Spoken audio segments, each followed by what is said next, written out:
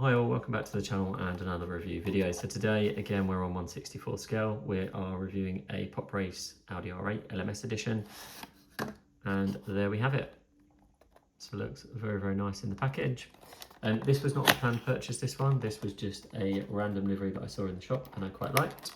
So I picked it up in a local hobby shop. And there we have it. It looks very, very nice.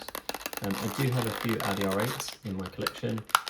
To be honest, they're mainly 1/18th though, and a few 143s. I don't really have many 1/64 Audi R8s, so this is quite a nice one to have in the collection. As you can see, GT3 spec. So you've got the front splitter, you've got the dive planes on the front there, or canards as most people call them. You've got the side skirts, large GT3 rear wing, and then you've got the diffuser there as well. Just notice this one does have a little aerial as well, which is quite nice, rubberized. This one does not have opening sections. I do have, I think it's Pop Race, a Mercedes CLK GTR that you can open the front and the back, which is very nice. But this one doesn't have any panels that open per se. You can see the V10 engine in the back there, as you can see. So a fair amount of detail on it. You can see the Audi logos, etc.